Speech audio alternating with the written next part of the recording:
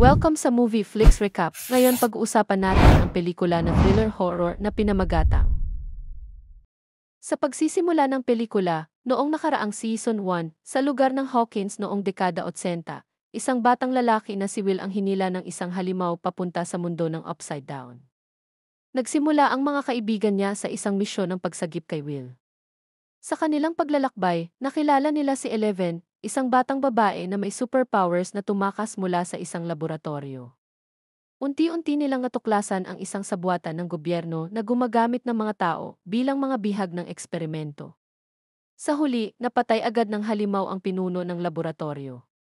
Subalit, para protektahan ang kanyang mga kaibigan, nagsakripisyo si Eleven kalabanin ito at naging abo rin kasama ng halimaw. At ngayon dadako na tayo sa Season 2, isang taon na ang makalipas, sa isang madilim na kalye sa gabi, may nakaparadang lumang van. Ilang taong nakasuot ng nakakatakot na maskara ang tumakbo palabas ng gusali at pumasok sa van, naghahanda upang tumakas. Biglang umalingaw ang sirena ng pulis mula sa likuran.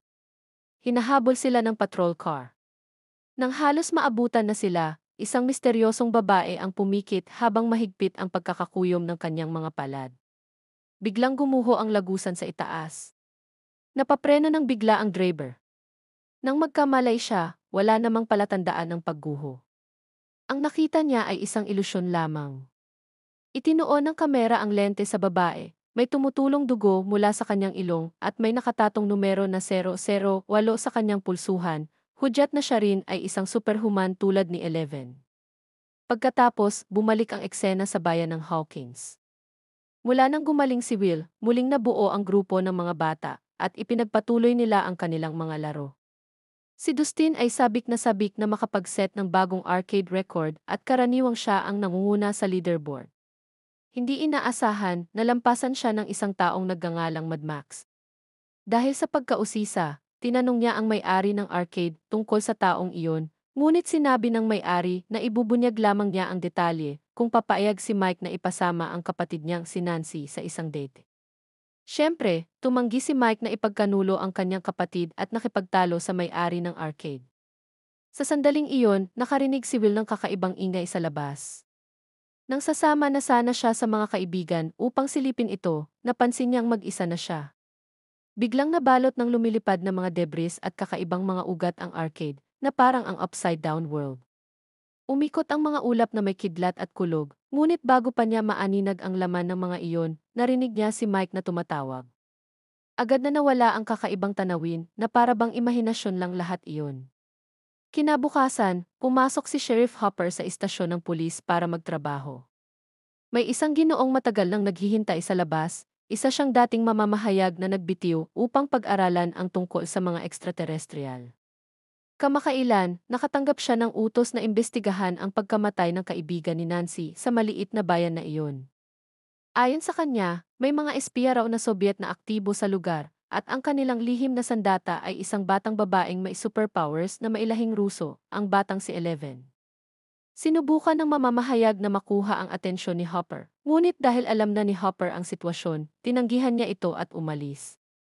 Pagkaraan, nakatanggap siya ng tawag tungkol sa reklamo ng isang magsasaka. Lahat daw ng kanyang mga kalabasa ay nabulok sa bukid. Agad na nagtungo si Hopper sa lugar. Pagdating niya, napansin niyang hindi ito simpleng kaso. Ang mga kalabasa ay maayos pa kahapon, ngunit nang magdamag, nabulok na lahat at pinamugaran ng langaw. Papalapit na ang Halloween kaya inisip ng magsasaka na baka sinabotahe ng kalabang negosyante ang kanyang pananim. Hindi matukoy ni Hopper ang sanhi ng pagkabulok. Sa mga sandaling iyon, may narinig siyang ingay sa taniman ng mais. Inakala niyang iyon ay espiya mula sa kalabang negosyo, kaya sinundan niya ito, ngunit natagpuan lamang niya ang isang scarecrow. Samantala, nag-uusap sa loob ng kotse sina Nancy at ang kanyang kasintahang si Steve. Hindi sila nakadalo sa isang dinner party noong nakaraang linggo, kaya gustong makabawi ni Nancy sa pagkakataong ito. Medyo naiinis si Steve dahil gusto sana niyang tulungan siya ni Nancy sa pag-aaral, ngunit pumayag pa rin siyang sumama sa hapunan. Biglang pumasok sa parking lot ang isang sports car. Lumabas ang isang gwapong lalaki at isang batang babae. Ang lalaki ay nagtungo sa high school at ang batang babae naman na may skateboard ay pumasok sa elementary school. dumating din si Will sa paaralan. Habang tinitingnan niya ang kanyang locker, napansin niya ang isang ginupit na artikulo ng dyaryo na may nakasulat na A Zombie Boy. Isa itong pang-aasar. Dati na siyang binubuli ng mga kaklase at pinili na lang niyang manahimik gaya ng dati. Kinahapunan, ipinakilala ng guro ang bagong estudyante na si Max, siya ang batang babae mula sa sports car. Maaaring siya nga ang Mad Max na kilala nila sa laro. Hindi makapaniwala ang apat na batang lalaki. Para sa kanila, hindi naglalaro ng video games ang mga babae, at masyado namang sakto na ang bagong estudyante ay dumating kinabukasan matapos mabasag ang record. Kaya palihim nila siyang sinundan pagkatapos ng klase, pati ang itinapon niyang papel sa basurahan ay kanilang tiningnan. Nakasaad doon na tumigil na silang maniktik, kaya halatang alam na ni Max at itinuring silang mga creep. Pero hindi pa rin sila sumuko. Pagkatapos ng klase, pumunta sila sa arcade upang manmanan at doon nga nila nakita si Max na naglalaro. Namangha sila sa galing nito. Tunay ngang karapat-dapat siya sa pangalang Mad Max. Samantala, sinundo ni Joy si Will at dinala siya sa Energy Lab. Iba na ang namumuno rito, si Evie Sam. Mula nang mailigtas si Will mula sa Upside Down, paminsan-minsan ay nakakakita pa rin siya ng mga eksena mula roon. Inakala ni Hopper na may sakit si Will, ngunit hindi maaaring dalhin sa karaniwang ospital. Wala silang ibang magawa kundi makipagkasundo kay Evie Sam. Isang grupo ng mga eksperto ang regular na nagsasagawa ng pagsusuri at nagtatala ng datos tungkol sa katawan ni Will, nakikinig sa kanyang mga guni-guni at sinusuri ang ugat ng kanyang karamdaman. Ang tanging paliwanag ay EVE, isang kondisyon na maaaring magbago sa ugali ng tao na nagiging mainitin at marahas. Sa tingin ni Joyce, kalokohan iyon. Palala ng palala ang kalagayan ng kanyang anak. Pinayuhan siya ni Hopper na si Evie Sam ay edukadong tao at totoo namang sakit ang ikis. Maliban sa mga rekomendasyon ni Sam, wala naman talagang mas mainam na paraan ng paggamot. Matapos magpaalam kina Joyce at Will, nagtungo si Sam sa lugar ng insidente. Mas mahigpit na ang seguridad doon at ang lagusan papunta sa Upside Down ay na-isolate na.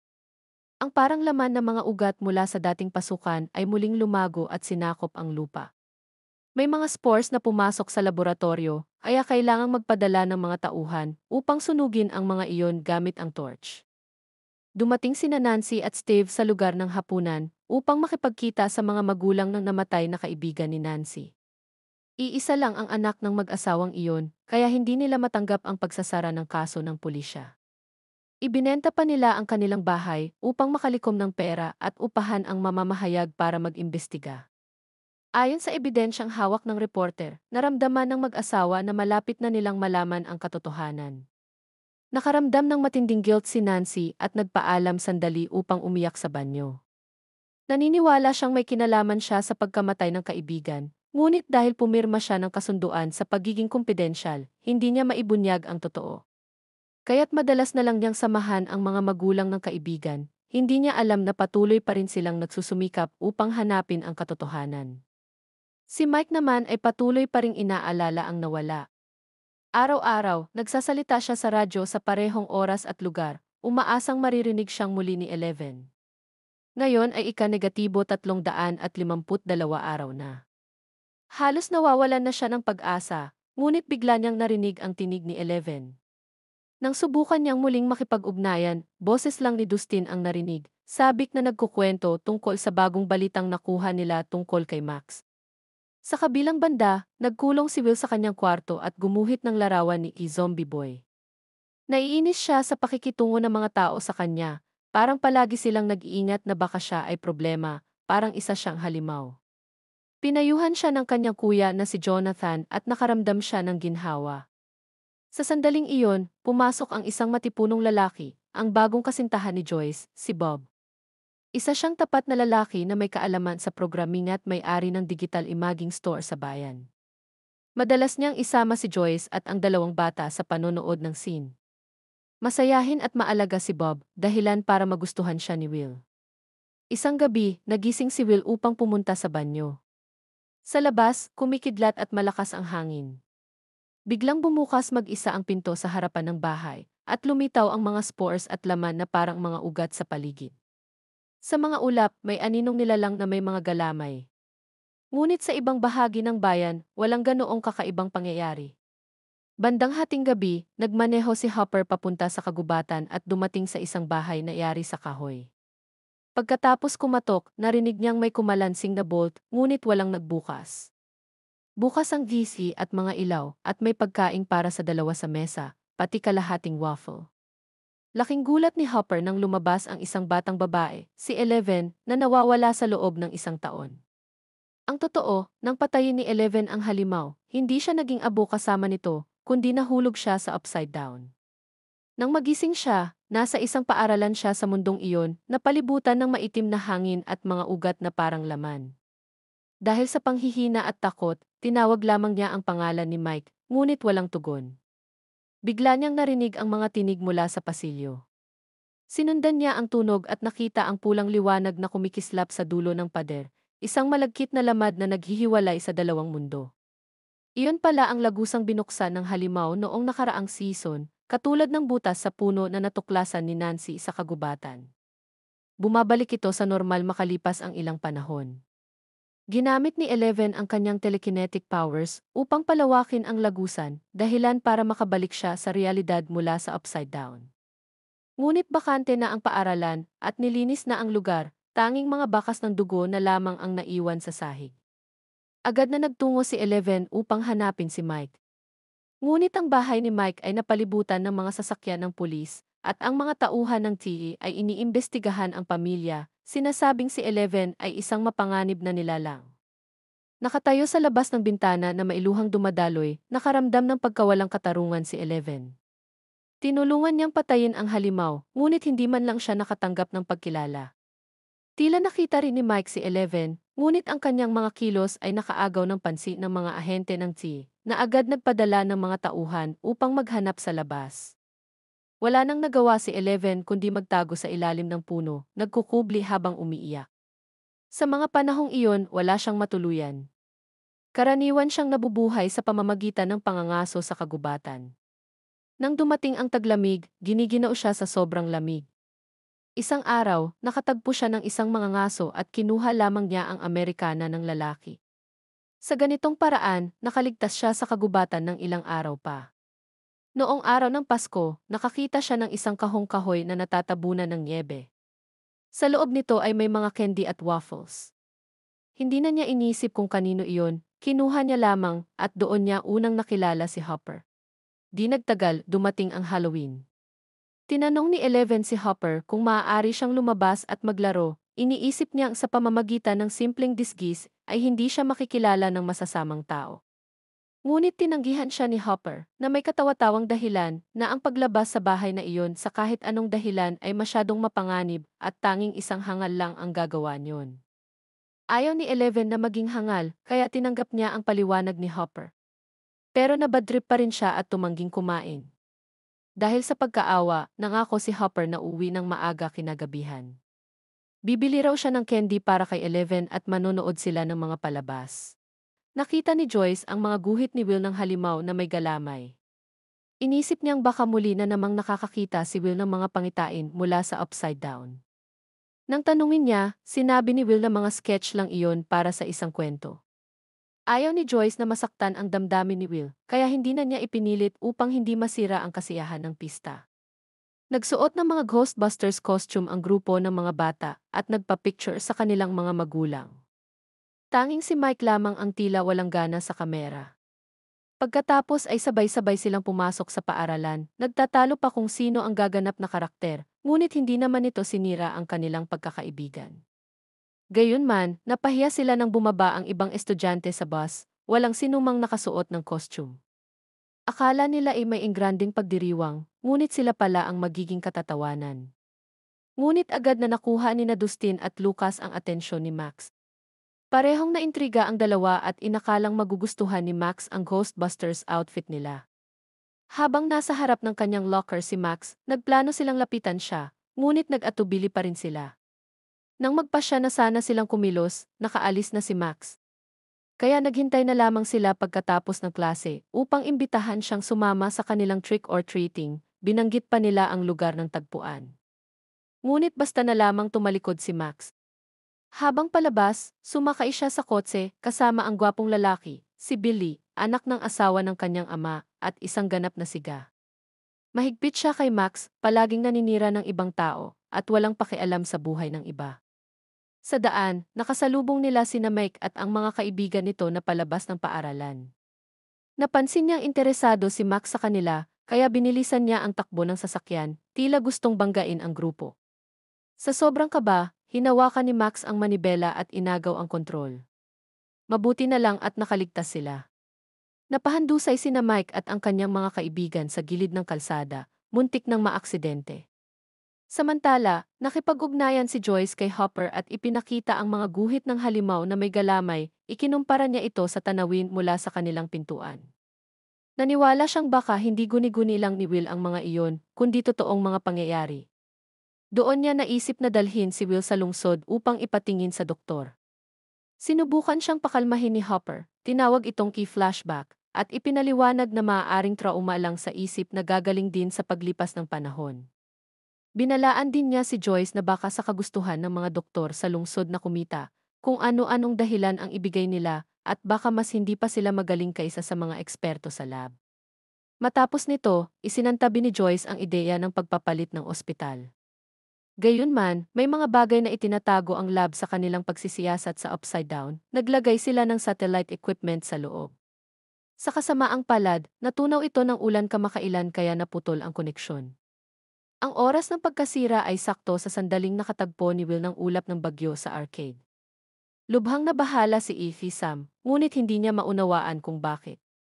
Pagbalik ni Hopper sa istasyon ng pulis, tumambad sa kanya ang isang truck na punang bulok ng mga kalabasa, pinamumugaran ng langaw. Isa na namang magsasaka ang nagreklamo, sinasabing nilason daw ng mga karibal ang kanilang pananim. Hindi lang isang bukid ang apektado, hindi lang kalabasa kundi lahat ng pananim ay namatay. Inakala ni Hopper na chismis lamang ito, kaya tinipon niya ang mga pangalan ng lahat ng magsasaka para sa investigasyon. Laking gulat niya ng totoo pala, pati mga punong malapit doon ay patay na rin, nababalutan ng malagkit na likido. Pinaghinalaan ni Hopper na maaaring isang uri ito ng lason. Siya at ang kanyang kasamahan ay naglagay ng mga bandilang marka sa mga apektadong lugar. Samantala, patuloy pa ring pinahihirapan si Nancy ng konsensya dahil sa pagkamatay ng kanyang kaibigan. Sa tuwing nakakakita siya ng babaeng kulot ang buhok sa aklatan, napapatulala siya, naaalala ang huling sandali ng kanyang kaibigan. Nang matagpuan siya ni Steve, inamin niya rito na hindi niya kayang magpanggap na ayos lang ang lahat at hindi rin niya kayang baliwalain na winasak ng trahedya ang pamilya ng kaibigan. Sinubukan siyang kumbinsihin ni Steve na manatiling kalmado dahil kapag ibinunyag nila ang katotohanan, lalabag sila sa kasunduan nila sa tsi. Hindi lang sila makukulong, pati mga pamilya nila ay madadamay. Kasabay nito, binigyan ni Bob si Jonathan ng video camera at hiniling na samahan niya si Will ngayong pista. Ayaw ni Will na sumama sa kanyang kuya dahil baka isipin ng mga tao na may sakit siya. Naiintindihan ni Jonathan ang nararamdaman niya, kaya pinayagan niyang lumabas si Will mag-isa dala ang kamera. Sa totoo lang, may ibang iniisip si Jonathan. May high school party kasi ng gabing iyon at gusto niyang maranasan iyon, bukod pa sa naroon din si Nancy. Dahil sa di pagkakaunawaan nila ni Steve, nagpakawala si Nancy at uminom ng marami ng gabing iyon. Dahil sa kalasingan, inamin niyang ang relasyon nila ni Steve ay bunga ng guilt niya sa pagkamatay ng kaibigan at pinapaniwalaan lang niyang mahal niya ito. Pakiramdam niya ibinayaran ang kanilang relasyon ng buhay ng kaibigan, at dahil tila walang pakialam si Steve sa nangyari, naramdaman niyang katawa-tawa siya. Umalis si Steve sa galit, iniwang mag-isa si Nancy, na tuloy ay lalo pang nagduda sa kanilang relasyon. Tahimik na nakita ito ni Jonathan at dinala si Nancy pauwi. Kasabay nito, nagsimula na ang trick-or-treating ng grupo ng mga bata. Habang naglalakad, biglang may isang tao na nakasuot ng maskarang parang balat ng tao ang sumugod sa kanila, hawak ang kutsilyo. Napatili silang lahat sa gulat, ngunit nang alisin ng tao ang maskara, si Max pala iyon. Kahit na biro lang iyon, natuwa sina Dustin at Lucas na sumama si Max sa kanila at masayang sumunod sa kanya. Tanging si Mike lang ang nanlamig, dahil para sa kanya, si Max ay isang tagalabas na hindi dapat kasama sa grupo. Samantala, tahimik na kinukuhanan ni Will ng video ang lahat mula sa malayo. Nang marating nila ang kanto, binuli siya ng ilang high school students at natumba siya sa takot. Biglang nagbago ang paligid, napunta siya muli sa upside down. Wala ni isang tao sa paligid at walang sumasagot sa tawag niya kay Mike. Sa halip, narinig niya ang mga kakaibang ingay at sa di kalayuan ay lumitaw ang halimaw. Agad siyang tumakbo papasok sa isang pasilyo upang magtago. Nang halos abutan na siya ng halimaw, ginising siya ni Mike at inihatid pa uwi. Nagkubli silang dalawa sa basement at nagbulungan. Ikinuwento ni Will kay Mike ang mga naranasan niya, pinakiusapan siyang huwag itong ipaalam sa iba upang hindi siya matawag na halimaw. Samantala, gabing-gabi na at nagtatrabaho pa rin si Hopper. Bigla niyang narinig ang mga kakaibang tunog mula sa bukirin. Nang sasabihin pa lang niyang sisilipin ito, tinutukan siya ng laruan na baril ng anak ng farmer, sabay bati ng Happy Halloween.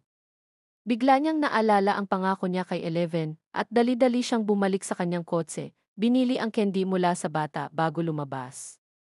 Tahimik na nanonood ng GC si Eleven sa bahay nang makatanggap siya ng mensahe sa Morse code mula kay Hopper na nagsasabing mahuli siya.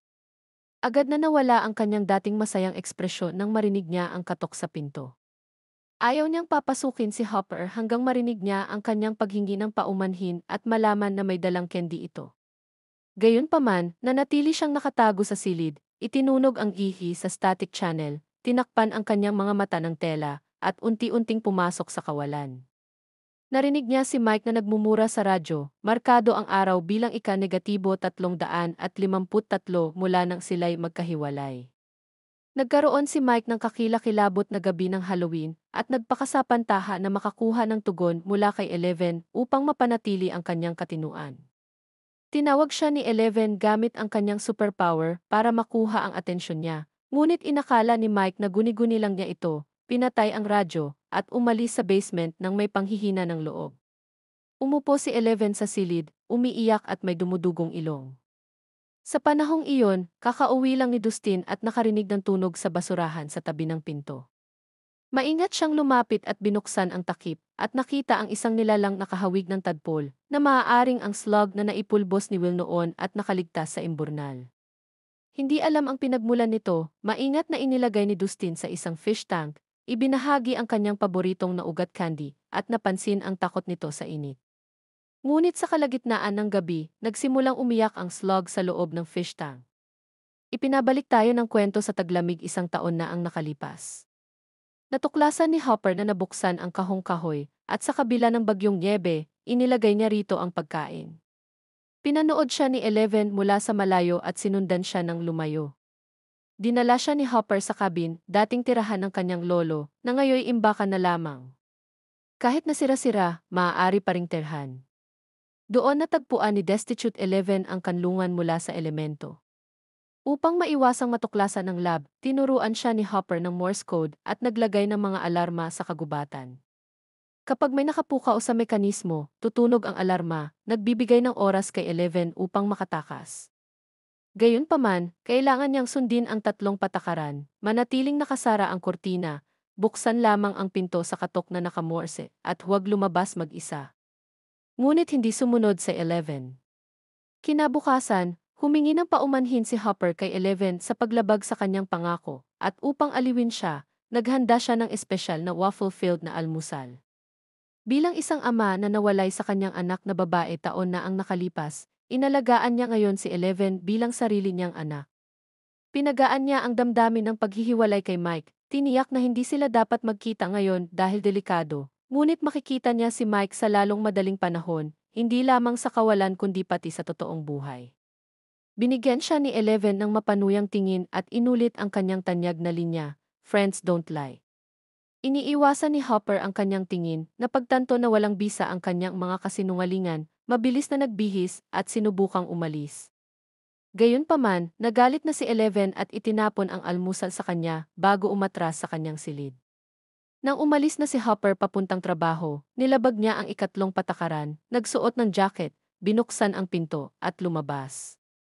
Lumabas siya sa kagubatan at nakita ang isang ina na hinihila ang kanyang anak sa duyan. Naalala niya nang tanungin niya si Hopper kung may ina siya, at ang sagot nito na pumanaw na ang kanyang ina ay nagdulot sa kanya ng kalungkutan at selos. humingi siya ng direksyon patungo sa paaralan at ginamit ang kanyang kapangyarihan upang paikutin ang duyan. Samantala, natutulog si Bob sa bahay ni Joyce, mabilis na umuunlad ang kanilang relasyon. Kinabukasan, nahuli si Joyce sa trabaho at hiniling kay Jonathan na dalhin si Will sa paaralan, ngunit nagboluntaryo si Bob upang mapasaya ang bata. Nagustuhan ni Will ang masayahing lalaki at pumayag. Gabing iyon, napansin ni Bob na malungkot si Will, kaya ikinuwento niya ang karanasan ng isang clone na nakakatakot sa kanya sa parke noong bata pa siya. Sa huli, hinarap niya ang kanyang takot at sumigaw upang lumayo ang clone na palaya mula sa bangungot. Ngunit ang takot ni Bob ay hindi kasing tindi ng hinarap ni Will noon. Nagkunwari ang lab na patay si Will, kaya naniwala ang bayan at nagdaos pa ng libing para sa kanya. Nang bumalik si Will mula sa Upside Down, hindi maaaring sabihin ni Hopper ang totoo at ipinaliwanag na nagkamali sa morgue dahil sa labis na pagkabulok ng katawan. Kahit makatwiran ang paliwanag, binuli pa rin si Will bilang zombie na umakyat mula sa kanyang libingan. Maagang gumising si Dustin upang pumunta sa aklatan at mag-aral tungkol sa species ng slug. Pagkatapos ng klase, inimbitahan niya ang lahat sa audio-visual room upang ipakita ang kanyang bagong alagang hayop. Gayunpaman, ang malagkit na katawan ng slug ay hindi kayanin ng karamihan. Tanging si Mike lamang ang naglakas loob na hawakan ito at tanungin kung anong species ito. Sinuri ni Dustin ang mga materyales at hindi niya makita ang anumang deskripsyon na tumutugma sa slug. Kadalasan, ang mga reptilya ay cold-blooded at gusto ang init at sikat ng araw, ngunit natatakot ang slug sa init. Kaya inisip ni Dustin na baka bagong species ito. Biglang nakaramdam ng matinding sakit ang slug, parang may kumikilos sa loob ng katawan nito. Naalala ni Will ang uod na naibulalas niya, na isa ring malambot na reptilya. Ang nakakatakot na tunog na narinig niya sa kalsada noong nakaraang gabi ay katulad ng slug. Inisip niyang maaaring species ito mula sa Upside Down. Bago pa niya maipaliwanag ang sitwasyon, tumunog na ang kampana para sa klase. Kasabay nito, inimbitahan ni Bob si Joyce sa tanghalian, sinasabing nakita niya si Will na binubuli habang na-review ang surveillance footage. Dali-daling umuwi si Joyce at pinanood ang tape sa ilalim ng gabay ni Bob. Gusto niyang tukuyin ang mga bully upang ipagtanggol ang anak, ngunit natuklasan niyang nakasuot ng maskara ang lahat. Sumisigaw si Will ng pangalan ni Mike sa video sa takot, at may dambuhalang anino ng snowflake sa harap niya. Nang mabilis niyang iguhit, napansin niyang kahawig ang anino sa halimaw na may galamay na iginuhit ni Will. Pagkatapos ng klase, ibinahagi ni Will kay Mike ang kanyang teorya tungkol sa uod. Sa puntong ito, ihahanda na ni Dustin na ipakita ang slug sa guro. Bago niya mabuksan ang kahon, pumasok sina Mike at Will, kinuha ang kahon, at pumasok sa audio-visual room, nagsimula ang isang lihim na pagpupulong ng organisasyon. Si Newbie Max, dahil sa kakulangan ng tiwala, ay hindi pinayagan. Abala pa rin si Dustin sa kasiyahan ng pagtuklas ng bagong species, isang napakalaking tagumpay sa agham na maaaring magpayaman at magpasikat sa kanya. Wala namang ebidensya si Will na nanggaling ang slug sa Upside Down at wala ring patunay na mapanganib ito. Kaya mariing tumanggi si Dustin na ibigay ang slug kay Hopper. Biglang nagdanas muli ng matinding sakit ang slug at gumapang palabas ng kahon, mabilis na lumaki ang dalawang hind legs nito. Hindi nag-atubili si Mike at sinubukang hampasin ito, ngunit tumalon pababa ang slug at tumakbo papunta sa pinto, kung saan sinusubukan ni Max na buksan ito. Nang mabuksan ang pinto, sinamantala ng slug ang pagkakataon upang makatakas. Sa kabila ng maliit na sukat nito, kamangha-mangha ang bilis at agad na nawala. Kinailangan pang hanapin ng mga bata ang buong paaralan upang matagpuan ito. Nagkataon, dumating din si Eleven sa paaralan at nakita niya ang kotse ni Mike sa may pasukan. Inilagan niya ang mga tao at pumasok sa loob para hanapin siya. Pumunta si Mike sa Giffy, pero hindi inaasahang nabangga niya si Max na naghahanap din ng slug. Tinanong ni Max si Mike kung bakit hindi ito nagtitiwala sa kanya. Akala niya, kailangan niyang ipakita ang kanyang galing para makasali sa grupo, kaya ipinakita niya ang kanyang kakayahan sa skateboarding, paikot-ikot kay Mike hanggang sa halos mahilo ito. Hindi na iniwasan ni Mike si Max at nagtawanan pa sila.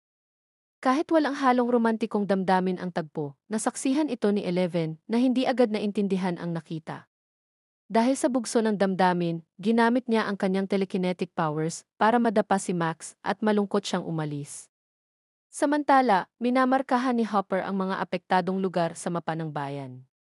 Hindi inaasahan, may kakaiba siyang natuklasan, patuloy na lumalawak ang mga lugar na sinasalanta, at nasa gitna nito ang Energy Lab. Nagmadali siyang pumunta roon para harapin si Sam tungkol sa nakalalasong mga kemikal. Ipinaliwanag ni Sam na kontrolado pa rin ang kanyang pananaliksik tungkol sa Upside Down.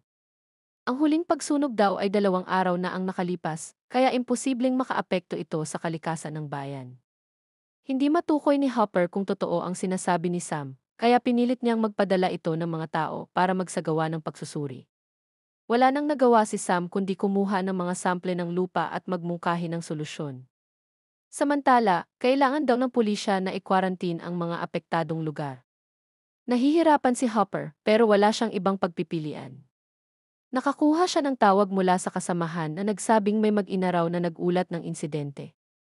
Mula sa mga detalye, napagtanto ni Hopper na maaaring hindi imbento ang kwento tungkol sa isang babaeng Ruso. Naiintindihan niyang si Eleven marahil ang may kagagawan, kaya nagmadali siyang sumakay ng kotse papunta roon. Samantala, nakita ni Nancy si Steve na naglalaro ng basketball at nagalit sa kanya dahil hindi ito sumama mag-aral noong umaga. Nakalimutan na niya ang mga sinabi niya habang lasing kagabi. Galit pa rin si Steve at binanggit ang nangyari kagabi. Mabilis itong itinanggi ni Nancy, sinisisi ang alak. Binigyan siya ni Steve ng pagkakataon, kung ipapahayag niya ang tunay niyang nararamdaman ngayon, maaari pa nilang ayusin ang lahat. Pero nag-alinlangan si Nancy. Pun siya ng guilt, kaya patuloy pa rin siyang nakikipagrelasyon kay Steve. Lumapit siya kay Jonathan, tinanong tungkol sa mga detalye ng party, at ibinunyag ang tunay niyang saloobin. Pinayuhan siya ni Jonathan na hindi na mababalikan ang nakaraan at huwag magpakaalipin sa mga alaala. Ngunit mas galit si Nancy kaysa nagsisisi at sinabi niyang hindi dapat makaligtas ang may kasalanan. Nang makita niyang may gumagamit ng tape recorder sa paligid, nakaisip siya ng plano. Hindi sila pumasok sa klase at umuwi, tinawagan ang ina ng kanyang kaibigan gamit ang bagong telepono, at nakipagkasundo na magkita sa parke kinabukasan ng umaga upang ibunyag ang katotohanan sa pagkamatay ng kanyang kaibigan. Ngunit, ang tawag ay na-intercept ng lab. Samantala, napagtanto ni Joyce na ang mga ilusyon na nakikita ng bunsong anak niya ay totoo pala. Nagmadali siyang nagmaneho papuntang paaralan upang sunduin ito. Si Will naman ay patuloy pa ring naghahanap ng slug. Sa wakas, nakita niya ito sa banyo at tinawagan ang kanyang grupo sa radyo, ngunit nagpakita ng matinding puot ang slug, umatungal ito kay Will na siyang dahilan upang mabitawan niya ang radyo at tumakbo palabas. Muling nagbago ang paligid patungo sa Upside Down, at lumitaw ang halimaw na may mga galamay sa pasilyo. Wala nang nagawa si Will kundi tumakbo papunta sa playground. Agad namang kinuha ni Dustin ang slug at itinago ito sa ilalim ng kanyang sombrero. Nang dumating ang iba, nagsinungaling siya at sinabing hindi niya nakita ang slug. Pero mas nag-aalala si Mike kay Will. Tumakbo si Will at biglang naalala niya ang kwento tungkol sa clone. Kaya humarap siya sa halimaw at sumigaw, "Umalis ka," paulit-ulit. Pero hindi umatras ang halimaw. Sa halip, lumitaw ang isang buhawi na pumalibot kay Will, at isang itim na usok ang pumasok sa kanyang katawan, ipinakita ang tunay nitong anyo bilang mind flayer. Pagdating ni Joyce sa paaralan, nakita niyang nakatayo lamang ang anak niya sa playground, tila kontrolado ng kung ano. Sa Upside Down, takot na takot si Will. Nang makaalis siya sa kabilang mundo, nasapian na siya ng mind flayer. Ayaw ni Will na makita bilang halimaw. Kahit umuwi siya kasama ang ina, nagkunwari siyang nawalan ng alaala at ayaw sabihin ang totoo. Inilabas ng kanyang ina ang isang guhit batay sa video na nakita. Ang halimaw sa guhit ay katulad ng iginuhit ni Will na may mga galamay. Doon niya inamin ang nangyari, ngunit hindi niya alam ang layunin ng mind flayer. Alam lang niya na nahuli siya nito at tuluyan nang napasok ng halimaw ang kanyang katawan.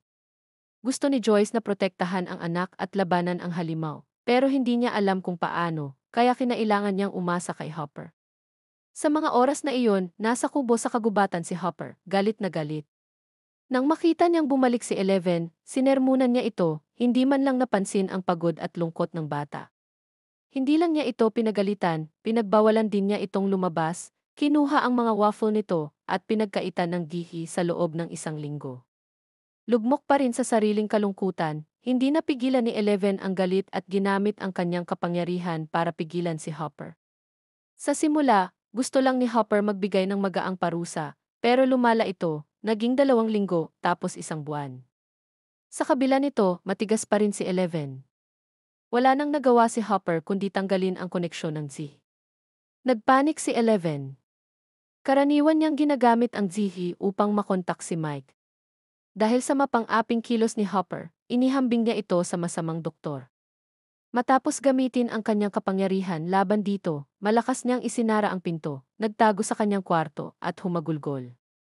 Malapit nang sumabog ang kanyang emosyon. Sa wakas, inilabas niya ang matagal na kinimkim na sakit, at nabasag ang lahat ng salamin sa kubo.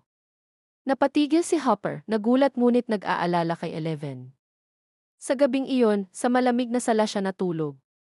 Kinabukasan, pinako niya ang bawat bintana, iniisip na nagising na si Eleven sa likod ng pinto. Nagbigay siya ng kondisyon kapag nilinis ni Eleven ang bahay, aayusin niya ulit ang TV sa gabi.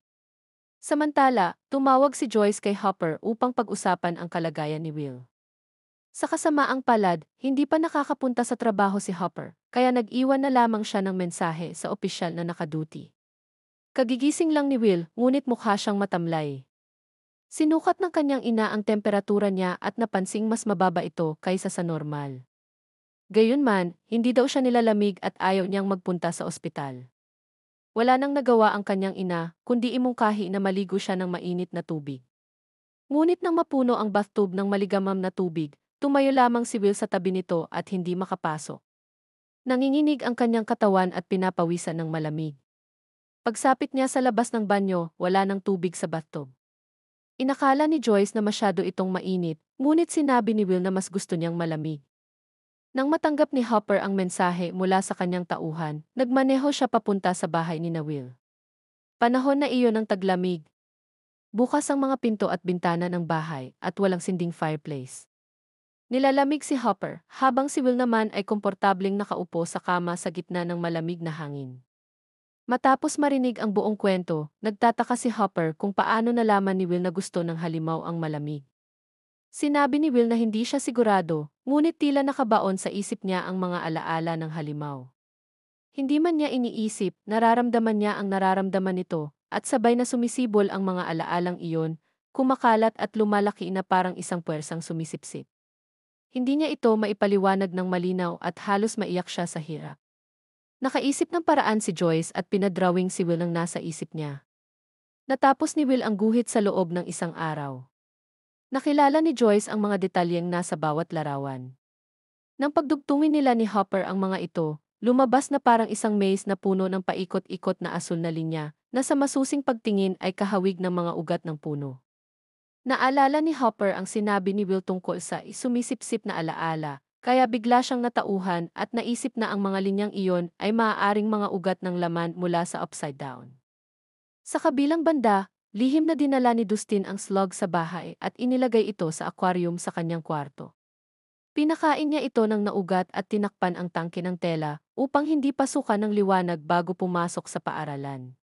Sina Mike at ang dalawa pa ay naroon na at abala sa paghahanap ng slug sa basurahan. Dahil wala si Will sa paaralan at hindi rin nila ito makontak sa bahay, nag-alala si Mike. Kaya tinawag niya sina Dustin at Lucas para sa isang pulong sa room. Ibinunyag niya na madalas daw makakita si Will ng halimaw na may galamay. Ayon sa kanilang pagkaunawa, may kakayahan si Will na makakita ng mga tagpo mula sa upside down. Ngunit dahil magkaibang dimensyon ang dalawang mundo, hindi dapat nasasaktan ni Will. Sa ngayon, tila wala na sa lohika ang mga pangyayari, kaya nagpasya si Mike na imbestigahan ito. Naghiwalay sila sa 2 grupo, pupunta si Mike sa bahay ni Will pagkatapos ng klase, habang sina Lucas at Dustin ay mananatili sa paaralan upang hanapin ang slug at baka makakuha ng bakas. Plano ni Lucas na isama si Max, ngunit hindi nila ito isinama sa nakaraang 2 pulong. Nainis si Max at umalis. Hinabol siya ni Lucas para magpaliwanag, ngunit ayaw niyang mapahamak si Max o mabisto ng kanyang mga kaibigan, kaya hindi na niya itinuloy ang imbitasyon. Ngunit nasaksihan ni Billy ang kanilang pagtatalo. Kahit hindi gusto ni Billy ang kanyang madrasta at si Max, inatasan siyang bantayan ang stepsister niya. Binalaan lamang niya si Max na huwag makipagkaibigan sa kanila at lumayo kay Lucas. Sa oras na iyon, hindi pumasok sa klase sina Nancy at Jonathan upang pumunta sa parke, planong ibunyag ang katotohanan sa mga magulang ng yumaong kaibigan ni Nancy. Ngunit nang lumipas ang oras ng usapan, hindi dumating ang mag-asawa. Sa halip, may lalaking nagbabasa ng dyaryo sa malapit na paminsan-minsang bumubulong. Maingat na tumingin si Nancy sa paligid at napagtantong may mga taong nagmamatsyag sa kanila. Mabilis siyang naglakad papunta sa kotse kasama si Jonathan. Ngunit inabutan nilang sinira ang kotse at hindi ito umaandar.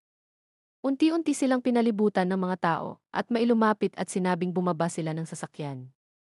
Wala silang nagawa kundi sumunod at dinala sila sa lab. Personal silang sinalubong ni A.F. Sam. Mabait nitong ipinasyal sila, sinabing ang mga nagkamali noon ay patay na, at siya raw ang ipinadala roon upang ayusin ang kaguluhan. Ipinakita niya sa kanila ang portal, at ipinaliwanag na hindi niya ito kayang alisin, ngunit sisikapin niyang pigilan ang pagkalat nito. Kung mas marami pang tao ang makakaalam tungkol sa Upside Down, maaari itong magamit ng mga taong may masamang balak. Kapag nangyari iyon, mawawala sa kontrol ang sitwasyon at mas marami ang masasaktan. Pagkatapos ng mahabang paliwanag, umaasa si Sam na pananatilihin ni Nancy at Jonathan ang lihim. Pinalayan niya sila at ibinalik pa ang susi ng kanilang kotse. Ngunit hindi naniwala si Nancy kay Sam. Pagkalayo ng kotse sa lab, kinuha niya ang tape recorder mula sa bag at pinindot ang play. Narinig nila ang boses ni Sam. Lumabas na hindi lamang gusto ni Nancy na ibunyag sa mag-asawa ang katotohanan sa pagkamatay ng kanyang kaibigan, kundi nais din niyang ilantad ito sa publiko upang mapanagot ang lab. Samantala, si Eleven ay nasa bahay, sinusubukang ayusin ang telebisyon, ngunit wala siyang alam sa mga kagamitang teknolohikal. Dahil dito, nagpasya na lang siyang linisin ang bahay. Habang inaalis niya ang sofa upang walisin, nadiskubre niya ang isang tagong bahagi sa ilalim nito. Sa loob, may iba't ibang kahon, at isa roon ay may markang energy. Dahil sa kuryosidad, binuksan niya ito at nakita ang mga dokumento ni Terry. Natuklasan niyang ang anak ni Terry, na si Jane, ay kinuha sa kanya. May kasama pang litrato kasama si Eve Brenner, ang tinatawag niyang ki-ama.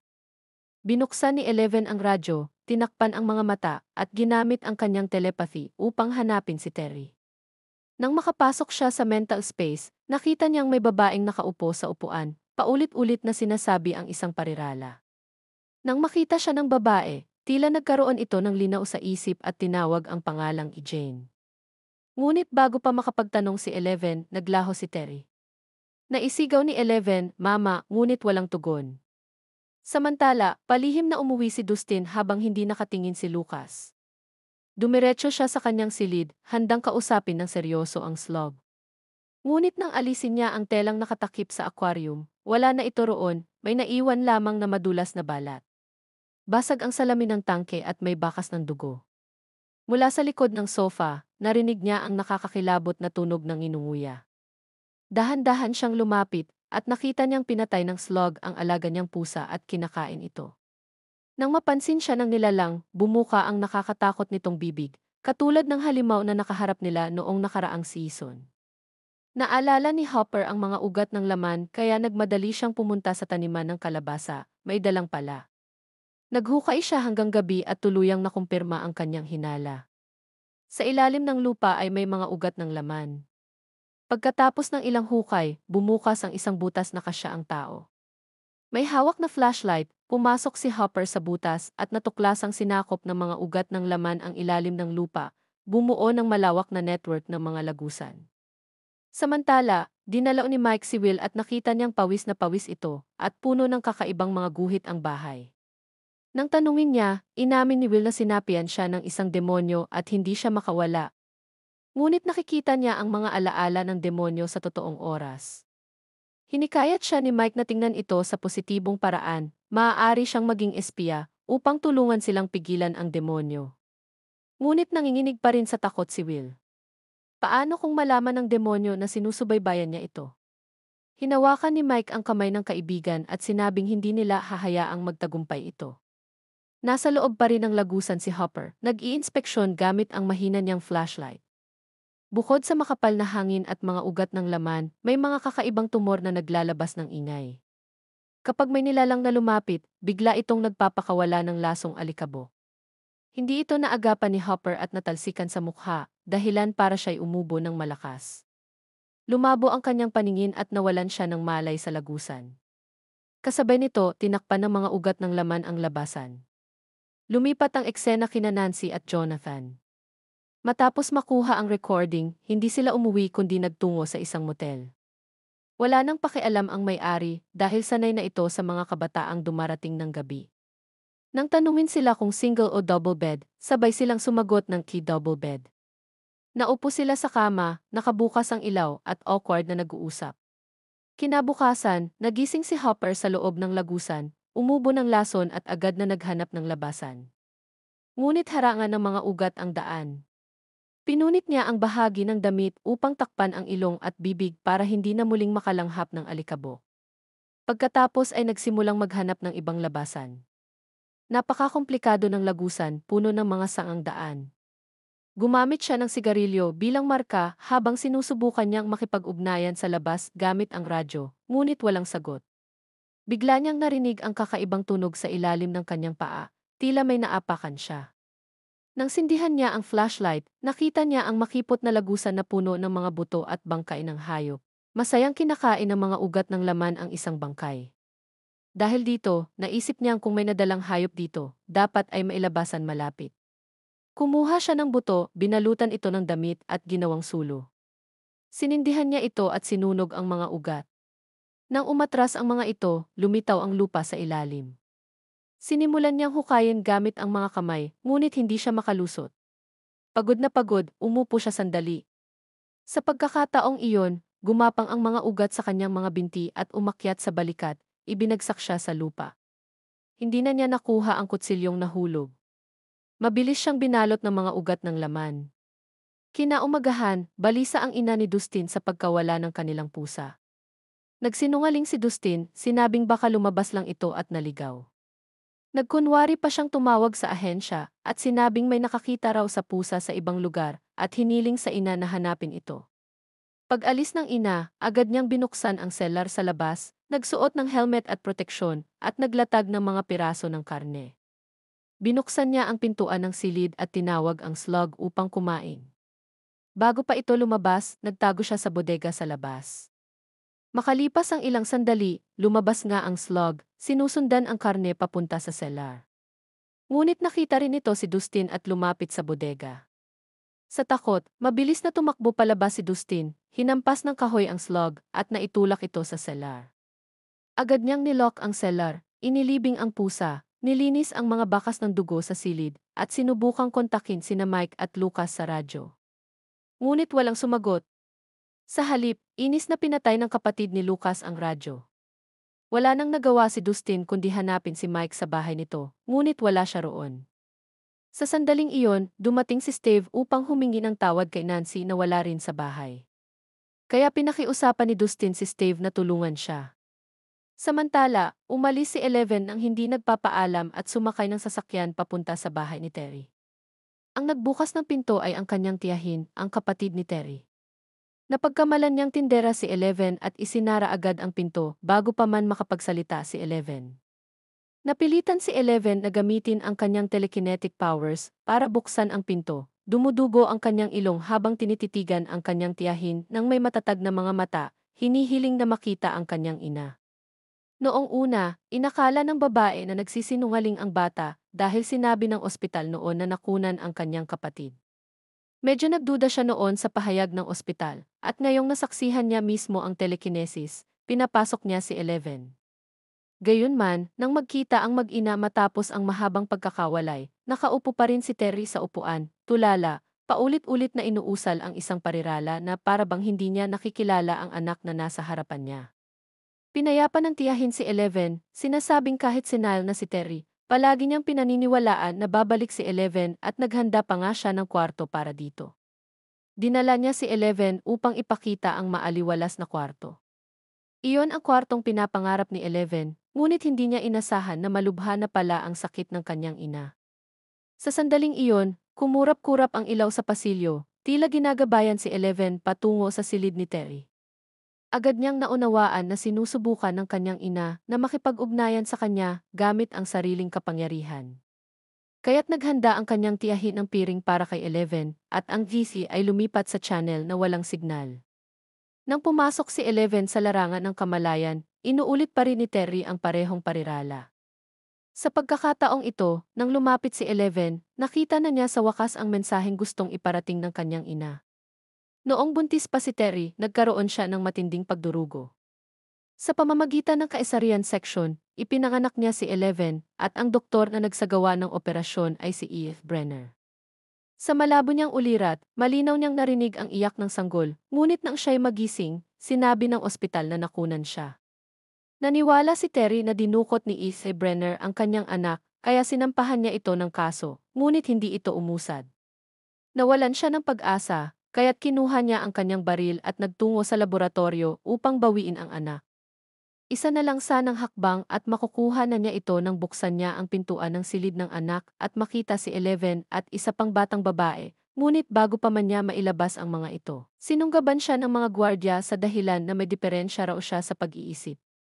Sumailalim siya sa electroshock treatment.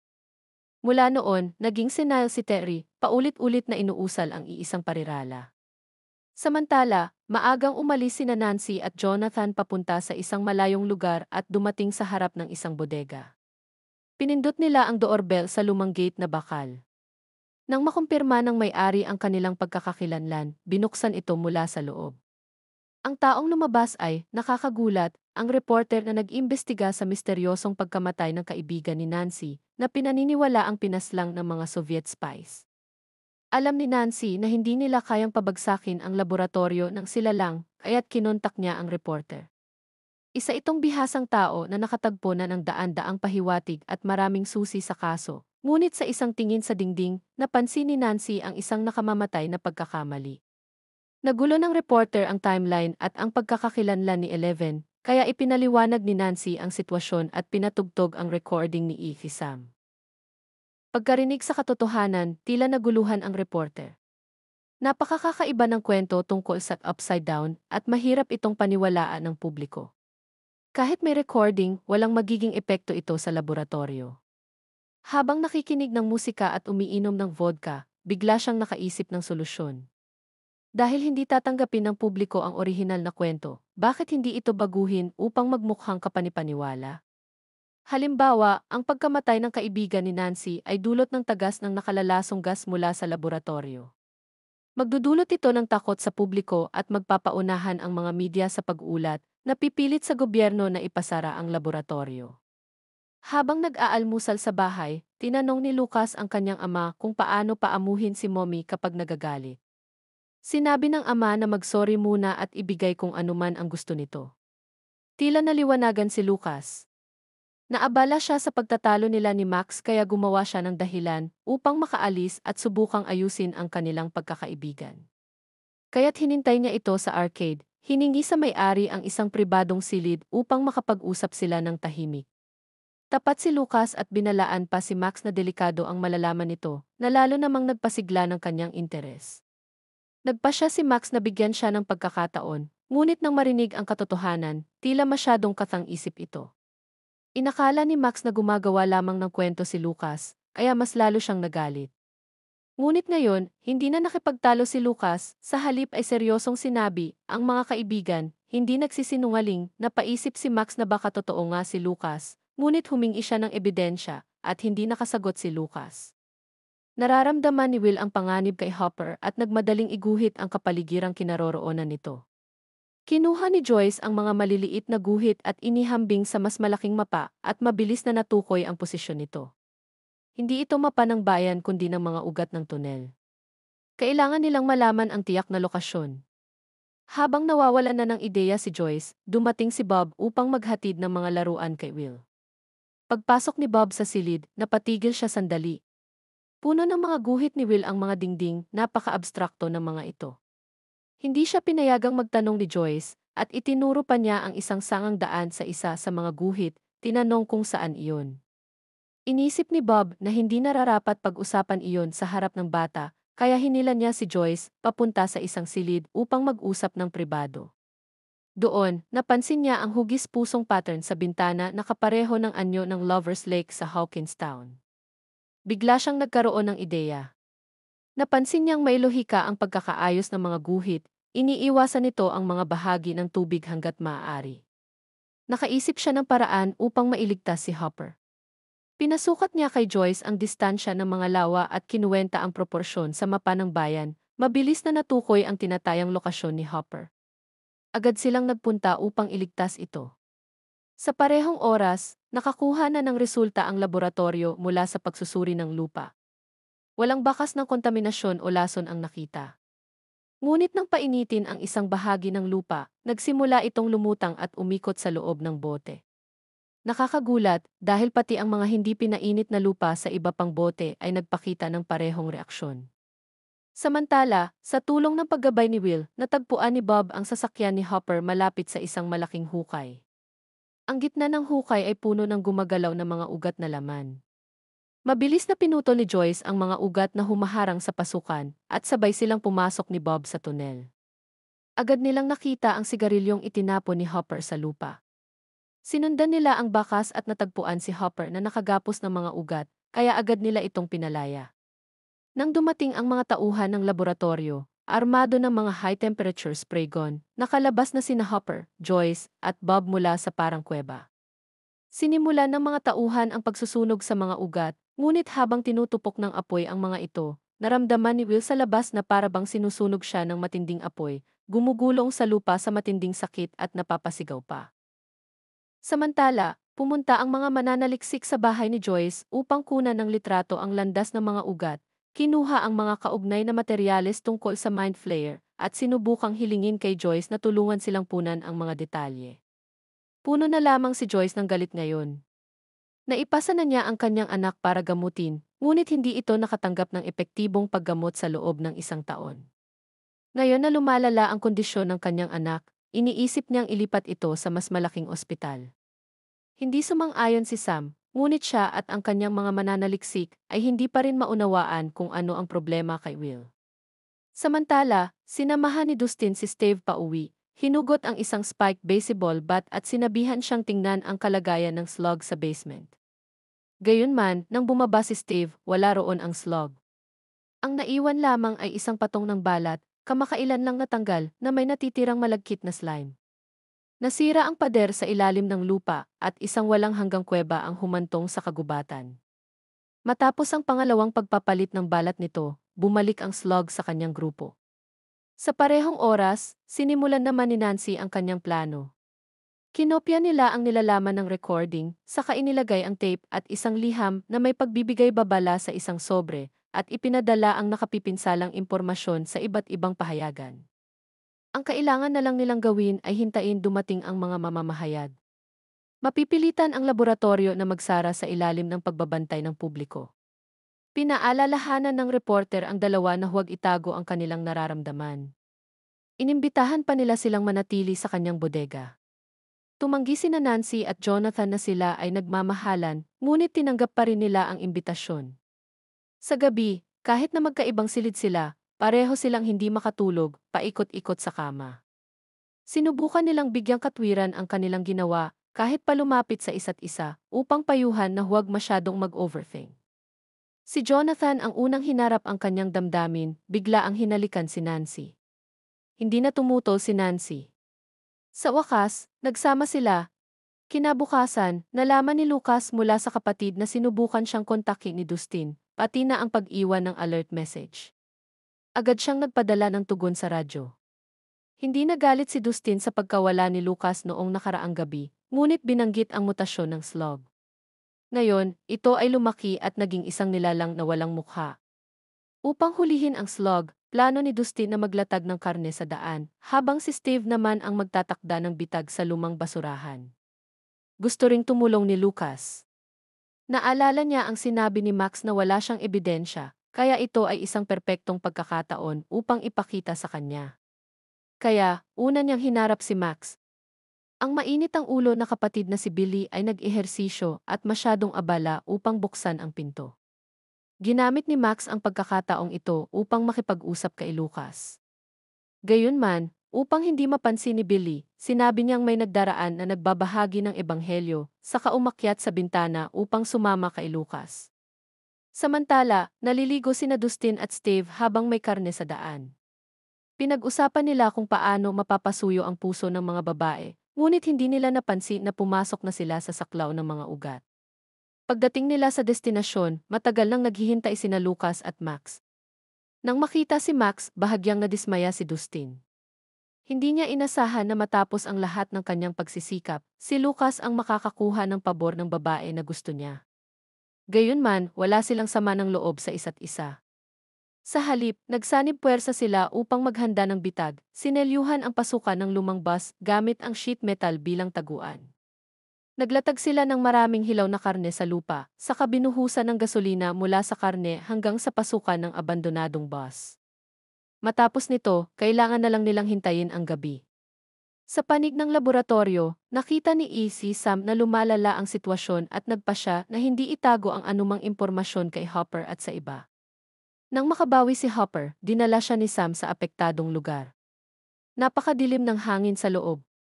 Mas maraming bitak ang mga pader, at may isang malalim na hukay na nangangailangan ng elevator upang makababa. Gayunman, ang lugar sa ilalim ay hindi base ng laboratorio, kundi isang higanting pugad na ginawa ng mga ugat mula sa upside down. Lahat ng organismo ay nagtatag ng mekanismo ng depensa laban sa atake. Nang unang pumasok ang mga ugat sa totoong mundo mula sa portal, maaaring nahirapan itong umangkop na sinasakop lamang ang isang pader. Ngunit sa loob ng isang taon, nakaangkop ito sa kapaligiran at nakahanap ng paraan upang mabuhay. Ang mga ugat ay kumalat sa lahat ng direksyon sa ilalim ng lupa, bumubuo ng mga walang hanggang tunel. Kung susunugin lamang sila, magdudulot ito ng chain reaction at mas mabilis pang kakalat kaysa sa ngayon. Kaya't hanggang ngayon, hindi pa rin nahanap ni Sam ang paraan upang tuluyang lipulin ang mga ito. Hindi alam ni Joyce ang bigat ng sitwasyon at humihingi ng paumanhin kay Bob, na naipit sa kaguluhan. Nanatiling kalmado si Bob at pinayapa pa si Joyce. Sa sandaling iyon, nagising si Will mula sa kanyang pagkawala ng malay. Tiningnan si Bob at tinanong kung sino siya. Tila nakalimutan na niya ang kanyang alaala. Nagsagawa si Sam ng paunang pagsusuri at wala siyang abnormalidad. Gayunman, naaalala lamang ni Will ang kanyang pangalan, pati na ang pagsagip niya kay Hopper noong nakaraang gabi ay nakalimutan. Ang susunod niyang sinabi ay nakalito. Binanggit niya na sinaktan siya ng mga sundalo noong nakaraang gabi at naiinis ito.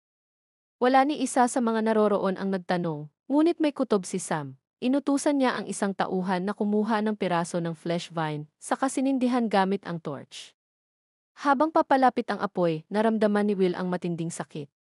Pinaniwala nito si Sam na infected si Will ng virus mula sa ugat, na maaaring magdulot ng neurological disorder sa host, at ang mga virus na ito ay may kolektibong kamalayan at maaaring direktang kumonekta sa mga selula ng host. Bagaman mabigat ang sitwasyon, tiniyak ni Sam kay Joyce na ang virus ay maaaring mapuksa at ang mga mananaliksik ay nagsasagawa ng eksperimento. Kapag natapos, ligtas na si Will. Gayunman, mas malala ang katotohanan kaysa sinabi ni Sam. Sa panlabas, normal si Will, ngunit pagkatapos ng biglaang pagsunog noong nakaraang araw, nagkaroon ng pagbabago sa hippocampus. Kung ipagpapatuloy ang pagsunog, haharapin ni Will ang tiyak na kamatayan, ngunit kung hindi nila pipigilan, mas mabilis pang kakalat ang ugat kaysa sa ngayon, at mas malaki ang apektadong lugar kaysa sa bayan lamang. Mabilis na kumakalat ang virus sa katawan ni Will at mamamatay siya kalaunan. Sa kabila nito, hindi naglabas ng utos si Sam matapos marinig ang ulat na nagpapahiwatig na kailangan pa niyang pag-isipan.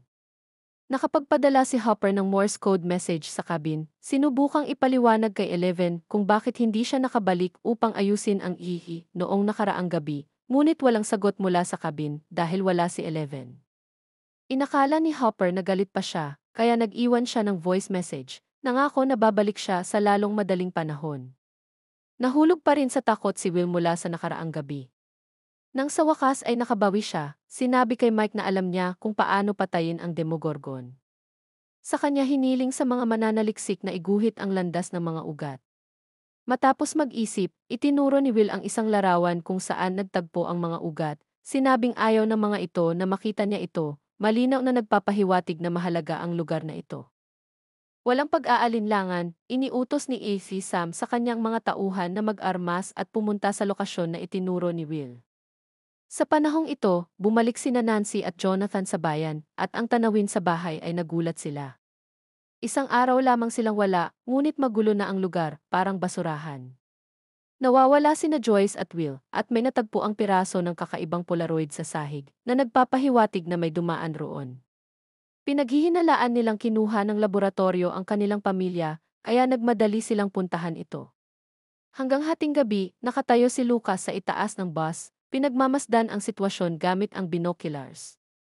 Patuloy pa ring pinaninindigan ni Max na walang halimaw. Dahil dito, tinukso siya ni Dustin hanggang sa napilitan siyang umakyat upang makipag-usap kay Lucas. Biglang umalingaw-ngaw ang ugong ng isang halimaw mula sa kagubatan. May nakita silang halimaw sa malayo, nag-aalangan lumapit sa nakahandang karne. Hinala ni Steve na hindi sapat ang karne, kaya iniabot niya ang lighter kay Dustin, kinuha ang baseball bat, at bumaba sa bus upang akitin ang halimaw. Habang inaakit ni Steve ang halimaw, biglang lumitaw ang iba pa mula sa lahat ng direksyon. Pinalibutan nila si Steve at saka umatake. Sa isang kapanapanabik na sandali, tumalon si Steve sa bus habang tumatawag si Dustin ng tulong kay Mike. Inaasahan nilang magiging proteksyon ang bus, ngunit nakalimutan nila ang bukas na vent sa itaas. Sumilip ang ulo ng isang halimaw. Habang papasok sana sa bus, tila nakatanggap ito ng signal at mabilis na umatras, kasama ang mga kasama nito mula sa basurahan. Samantala, dumating ang team ng laboratorio sa sangang daan ng mga ugat. Ang lupa ay puno ng mga buto. Tiningnan ni Hopper ang paligid at nakaramdam ng kakaibang pamilyaridad.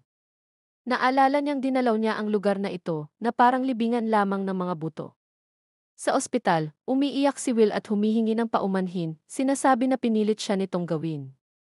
Naguluhan si Joyce, ngunit naunawaan ni Mike na ginamit ng mind flayer si Will. Ang lokasyon na itinuro nito ay isang bitag, kaya dali-dali si Mike sa command room, sumisigaw na bitag ito. Ngunit huli na. Mula sa kailaliman ng tunel, patuloy na umuugong ang mga halimaw. Ang hangin ay naging mas maalikabok. Ang mga tao sa sementeryo ng mga buto ay hindi nakikita ang direksyon o ang kalaban at madali silang napuksa ng mga sumasalakay na halimaw. Patuloy na tumakbo ang mga halimaw na ito patungo sa apektadong lugar at mabilis na umakyat sa lupa. Tila plano ng mind flayer na lipulin ang mga tao sa laboratorio.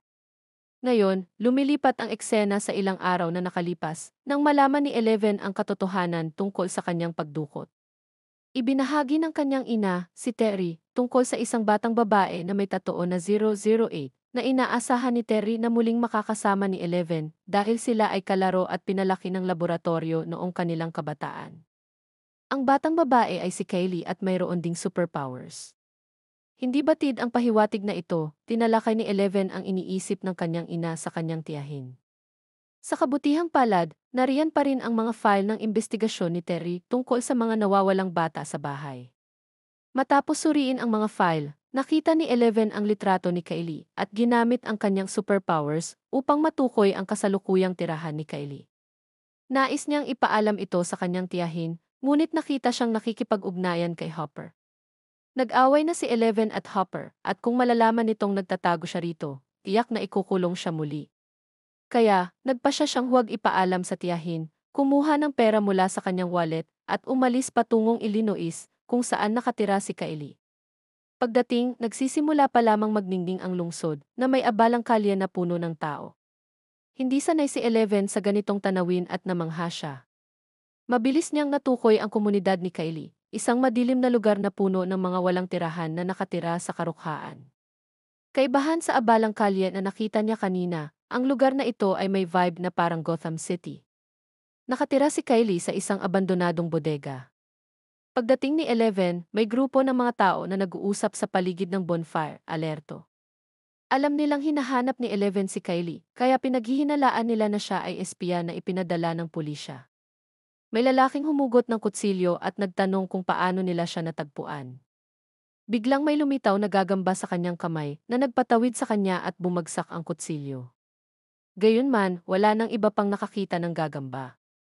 Lumalabas na ginamit ni Kylie ang kanyang superpower upang lumikha ng ilusyon. Nakilala ni Kylie ang tatoo sa pulso ni Eleven at naalala ang batang babae na dati niyang kasama sa Rainbow Room sa Hawkins Lab. Nakilala nila ang isa't isa, at kahit hindi sila magkakapatid sa dugo, malapit sila na parang magkakapatid. Gabing iyon, umupo sila sa bubong ng bodega, nagkukwentuhan. Lumikha si Kylie ng magagandang paru-paro na ikinamangha ni Eleven. Sa nakalipas na taon, napilitang hiwalayin siya kay Mike at magtago sa isang cabin na walang makakausap tungkol sa kanyang mga hinaing. Pinaramdam ni Kylie ang init at tiwala sa kanya. Sa sandaling iyon, naunawaan din niya ang mabubuting intensyon ni Hopper. Habang natutulog, bumalik siya sa cabin. Sa kanyang kamalayan, naririnig ang nagmamadaling voicemail ni Hopper na humihingi ng paumanhin sa paglabag sa pangako na makabalik sa oras dahil sa emergency sa bayan. Biglang may humawak sa balikat ni Eleven. Nagising siya at nakita si Kylie na nakaupo sa tabi ng kanyang kama. Ipinakilala siya sa kanyang mga kaibigan, ang grupong pinamumunuan niya. Ang mga individual na ito, ordinaryong tao na walang superpowers, ay tinanggihan ng lipunan sa iba't ibang dahilan, tulad ng pagtakas sa karahasan sa tahanan at nakahanap ng tahanan kay Kylie. Sinundan nila si Kylie upang maghiganti sa mga salot na nakasakit sa kanila noon, kumikilos bilang mga vigilante. Gayunman, baguhan sila at palaging nahuhuli ng pulisya. Ngayon, nagtago sa bodega bilang mga wanted criminals, hindi tumitigil ang kanilang operasyon. Kaya nang malaman ni Kylie na kaya ni Eleven na hanapin ang mga tao gamit ang litrato, nais niyang i-recruit siya upang tulungan hanapin ang mga gumawa ng maraming kasamaan. Sa ganitong paraan, maari silang maghiganti ng hindi nalalaman ng pulisya. Si Eleven, na ginamit bilang eksperimento mula pagkabata, naiintindihan ang ganitong uri ng pinsala at, nang hindi nagdalawang isip, umayag na sumali. Inangkin pa niya na nakapatay na rin siya ng tao at isa siyang mandirigma. Sa katunayan, nakapatay siya ng mas maraming tao kaysa sa iba doon. Plano ni Kylie na magsimula sa isang preliminary operation upang subukan ang bisa. Gayunman, bago magsimula ang aksyon, nais niyang tuklasin ang potensyal ni Eleven at sanayin siya na kontrolin ang kanyang mga kapangyarihan. Hiniling kay Eleven na ilipat ang isang malayong train car gamit ang kanyang psychic abilities. Ngunit si Eleven, na narinig ang paghingi ng paumanhin ni Hopper noong nakaraang gabi, ay may kaunting sama ng loob at nahirapan gamitin ang kanyang kapangyarihan. Ang kanyang mga nakaraang karanasan sa pag-flip ng kotse upang patayin ang faceless monster ay dala ng galit at hangaring protektahan ang iba na nagbigay daan sa kanyang pambihirang kakayahan. Sinabi ni Kylie sa kanya na kahit hindi siya galit sa kasalukuyan, maaalala niya ang mga panahong siya ay nagalit, matutunang ituon ang damdaming iyon at saka ito pakakawalan. Mabilis na naunawaan ni Eleven ang pamamaraang ito. Sa loob ng ilang minuto, nagawa niyang ilipat ang train car at pinuri siya ng iba. Sunod, sinimulan nilang piliin ang kanilang mga target ng paghihiganti at napili ang isang lalaking mataba na dati ay nagtatrabaho sa lab at responsable sa paggamit ng electric shock upang supilin ang mga hindi sumunod. Mabilis na natukoy ni Eleven ang tirahan nito. Saka binago ni Kylie ang imahe ni Eleven upang umangkop sa punk style ng grupo. Pagkatapos, pumunta sila sa supermarket upang mamili ng supply, ngunit sa halip na magbayad, ninakaw nila ang kailangan nila. Sa gabi, nang tahimik na ang paligid, ginamit ni Eleven ang kanyang psychic abilities upang buksan ang pinto ng lalaking mataba. Nasa sala siya, nanonood ng TV at walang kamalay-malay sa pagsalakay. Nang tumayo ang grupo sa harap niya, wala siyang pagkakataong tumakas. Sinabi niya na maari silang mamili ng libre. Ngunit pagkatapos, inalis ng dalawa sa mga salakay ang kanilang maskara at lumitaw bilang mga batang babae mula sa lab noong nakaraang taon. Naisip niya na kinakaharap niya ang kanyang mga kaaway. Nagpanik siya at sinabing sumusunod lamang siya sa utos, at ang tunay na kontrabida ay si E.A. Brenner na nagkunwaring patay at ngayon ay nagtatago. Inalok niya na ibunyag ang tagpuan ng doktor kung palalampasin nila ang kanyang mataba at karumal-dumal na buhay. Ngunit kaya ni Eleven hanapin ang mga tao gamit lamang ang litrato, kaya hindi na kailangan paniwalaan ang mga salita ng mataba at mamantikang lalaki. Sa utos ni Kylie, ipinatupad ni Eleven ang mahigpit na hakbang laban sa lalaking mataba.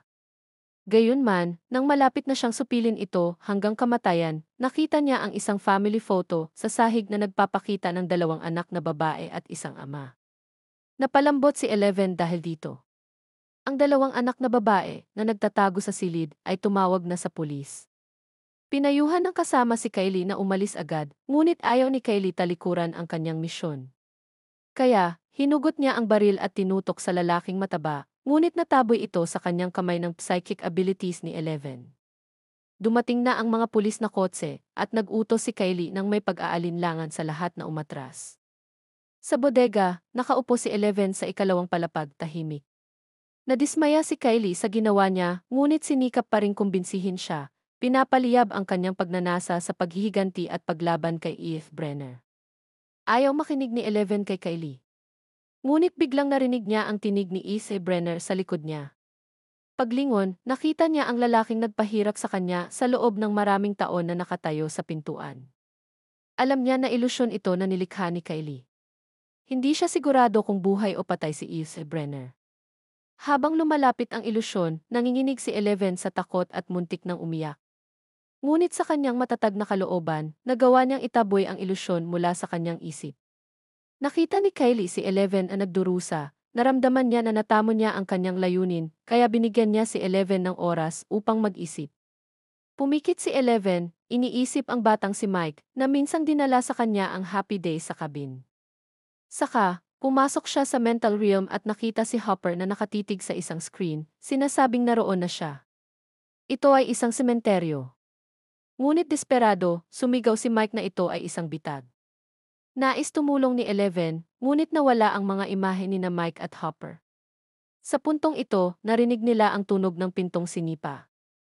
Nadiskubre ng pulisya ang kanilang taguan. Gayunman, ginamit ni Kylie ang kanyang superpowers nang pumasok ang pulisya. Lumikha ng ilusyon na nagpaniwala sa kanila na walang tao sa bodega. Saka, tumakbo siya kasama ang iba, papunta sa isang van upang mabilis na makatakas. Ngunit nakita sila ng pulisya sa labas. Nagkaroon ng palitan ng putok. Biglang, isang mataas na pader ang tumayo mula sa lupa, pinapahinto ang lahat ng pulis sa kanilang mga yapak. Natural, gawa ito ni Kylie. Sinamantala ang pagkagulat ng pulisya, iniutos ni Kylie sa lahat na sumakay sa kotse. Ngunit nag-atubili si Eleven.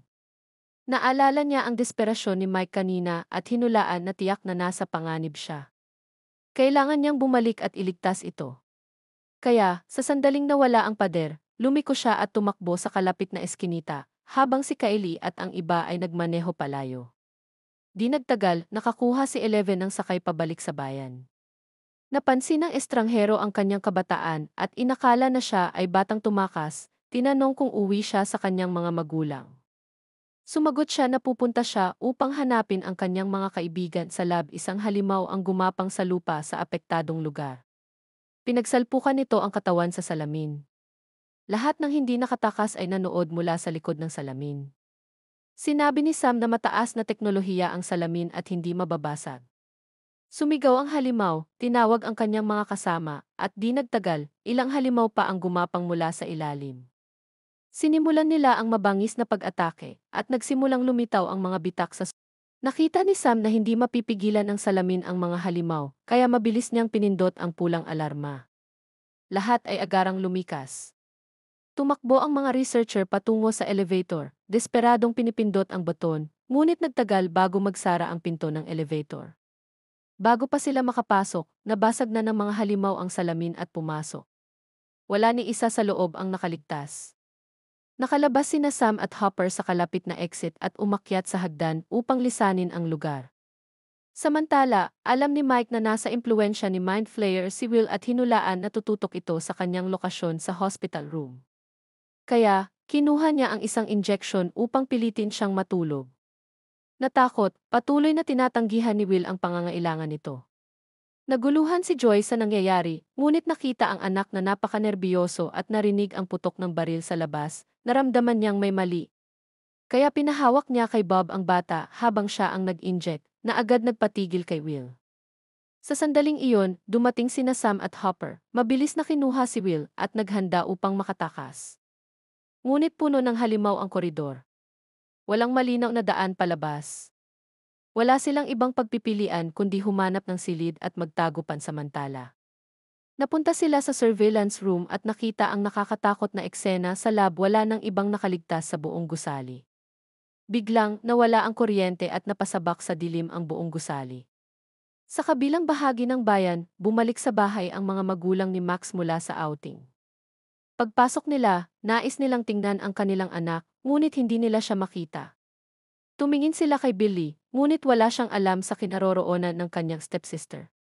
Iniutos ng ama niyang kanselahin ang date at lumabas sa kalagitnaan ng gabi upang hanapin siya. Samantala, naglalakad-lakad si Max sa labas. Tumakas siya sa bahay na unang plano ay makita ang ebidensya ng upside down kasama si Lucas. Ito ang nagtulak sa kanya na sumali sa plano upang hulihin ang slug, isang nakikilalang nilalang na may tatoo sa ibaba. Maayos sa simula ang kanilang plano, ngunit muntik na silang mapatay ng mga halimaw. Hindi inaasahan, nakasalubong nila ang Mind Flayer na umaatake sa lab. Muntik silang mamatay at ngayon ay naglalakad sa riles ng tren upang makabalik. Sa kalagitnaan, narinig ni Steve ang ugong ng halimaw sa malayo. Tumakbo siya patungo sa tunog at nakita ang madilim na lab, hinulaan na mula doon nagmula ang tunog. Kasabay nito, dumating din sina Jonathan at Nancy sa entrada ng lab. Nagtanong sila kung sarado na ba ang lab sa araw na iyon dahil kahit ang security booth ay walang tao. Napansin ni Nancy ang ilang kaguluhan sa kagubatan, kaya dahan-dahan siyang lumapit at natagpuan ito kasama sina Steve at ang iba sa loob ng lab. Pinag-uusapan nina si Sam at Hopper kung paano sila makakatakas. Pinagplanuhan nila ang ruta, ngunit may mga proteksyon ang gusali ng lab na magsasara sa buong gusali kapag nawala ang kuryente. Kahit makalabas sila sa exit, hindi sila makakaalis nang hindi binabalik ang kuryente. Pumunta sa basement upang i-on ang circuit breaker at i-reset ang door lock mode sa computer. Original na inisip ni Hopper na siya ang pupunta sa basement, ngunit magiging walang silbi ito dahil komplikado ang computer. Hindi alam ni Sam ang programming languages, kaya napunta ang responsibilidad kay tapat na Bob. Armado ng walkie-talkie at baril, naglakbay si Bob sa ikatlong basement floor mag-isa. Walang panganib sa daan. Patay na ang lahat ng staff sa basement. Tila nilusob ng halimaw ang lugar kamakailan at hindi muna babalik. Ini-on ni Bob ang lahat ng circuit breaker at napuno ng liwanag ang lab. Nagsimulang gumana muli ang surveillance system sa control room.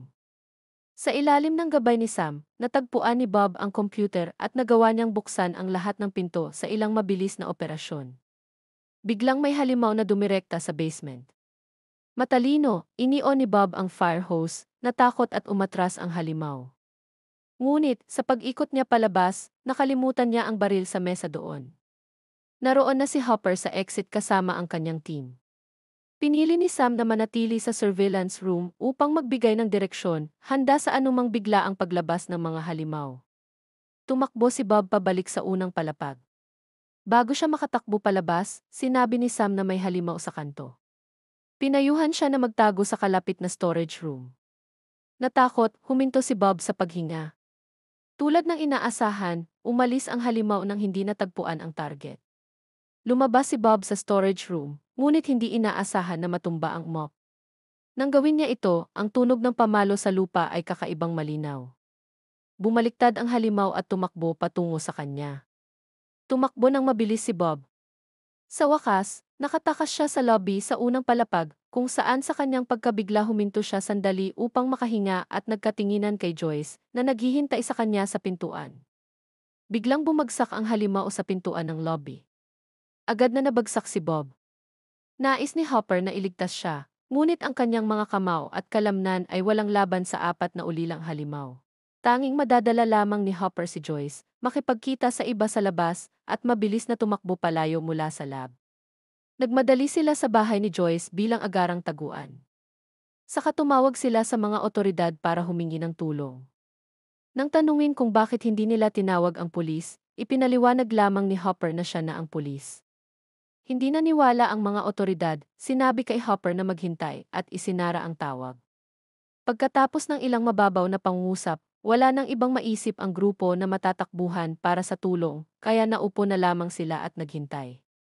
Sa panahong ito, hindi maiiwasan nilang makaramdam ng lungkot sa trahedyang kamatayan ni Bob. lahat ay naramdaman na ang kanyang sakripisyo ay hindi dapat sayangin. Nakaisip ang mga bata ng isang mabuting solusyon. Kahit maraming halimaw sa labas, lahat sila ay nasa ilalim ng kontrol. Ang totoong boss ay ang virus sa loob ni Will, na konektado sa upside down sa pamamagitan ng flesh-like vines, na bumubuo ng hive mind na kumokontrol sa kilos ng mga halimaw at ng mga vines. Ito ang collective consciousness na nabanggit ni Sam dati.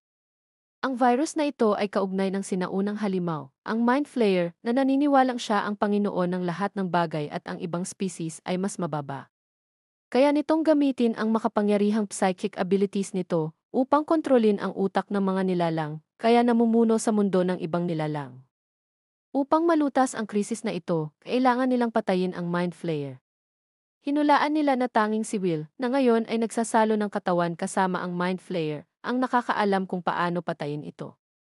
Upang makausap si Will habang iniiwasan ang pagbabantay ng Mind Flayer at hindi maipakita ang kanilang lokasyon sa halimaw, ginamit ng grupo ang isang bodega. Pinunasan nila ang mga pader ng tela at tabla, saka ikinadena si Will na walang malay sa isang upuan at pinailawan ng high beam lights. Nang hindi na mukhang storage space ang bodega, kundi interrogation room, ginigising ni Hopper si Will. Nang magising, hindi niya nakilala ang kanyang ina at sumigaw para pakawalan siya.